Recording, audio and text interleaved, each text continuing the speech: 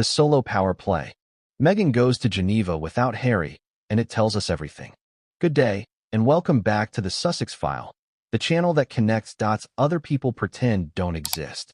Today we are talking about a trip to Switzerland, a speech, a British Airways crew, a Union Jack emoji, and what may be the most strategically calculated solo move Meghan Markle has made since she left the royal family. Because nothing, absolutely nothing, that this woman does is an accident. And Geneva proved it. Let's set the scene. On the 17th of May, 2026, Meghan Markle flew to Geneva, Switzerland, alone.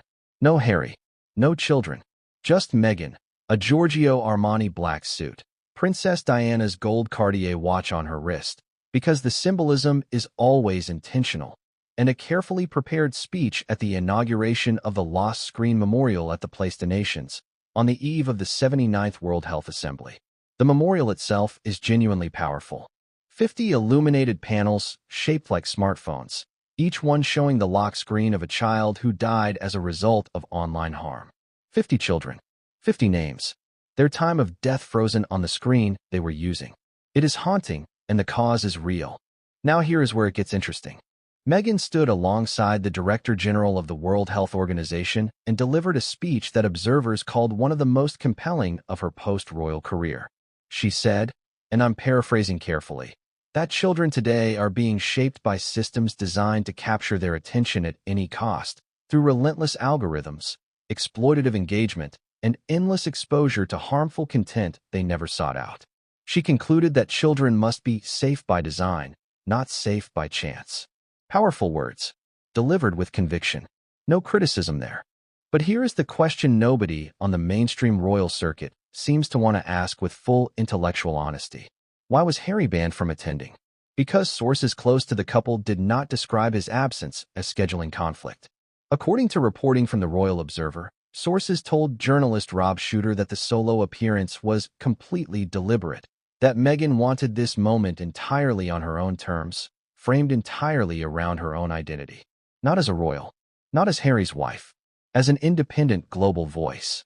The insiders quoted were clear.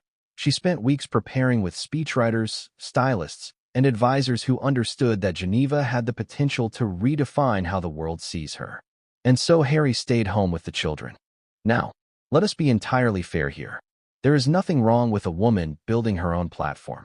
Nothing wrong with wanting individual recognition for individual work. These are legitimate aspirations. But this is the same couple who have spent 6 years presenting themselves as an inseparable united front, a duo, a partnership, two people against the world. Meghan did not just attend Geneva alone. She flew via London. She touched down briefly in the United Kingdom, the country she has not visited in any meaningful capacity since Queen Elizabeth's funeral in 2022. And what did she do? She posted an Instagram tribute to the British Airways flight crew, complete with a Union Jack emoji, saying thanks for all the love. For years of not setting foot in Britain, and the first time she passes through, she's tagging British Airways on social media with a flag emoji. That is not a woman who hates Britain. That is a woman who is very carefully managing a rehabilitation. And the crowd? Well, Megyn Kelly pointed out on her program that the turnout in Geneva was notably sparse. Others called Meghan a cut-price Angelina Jolie. Harsh, perhaps. Accurate in the sense that Angelina Jolie's humanitarian work comes with decades of on-the-ground presence and institutional credibility? Possibly a fair point to raise. Here is the deeper analysis that nobody else is giving you. Meghan in Geneva is not just a speech. It is the opening move in a rebranding operation that has been in progress for at least 18 months. The As Ever lifestyle brand, the Netflix show, the podcast, and now a solo appearance at the World Health Assembly flanked by global health leaders. Each piece is designed to build a lane that is entirely hers. Not Sussex, not royal, not Harry's wife. Hers. And the deliberate exclusion of Harry from Geneva is not a sign of distance between them. It is a sign of a very deliberate strategy to establish two separate identities that can operate independently and, when needed, together. The question is whether the world is buying it. Geneva was a start, but a sparse crowd and a Union Jack emoji on Instagram is not quite the global reset she was hoping for. Watch this space.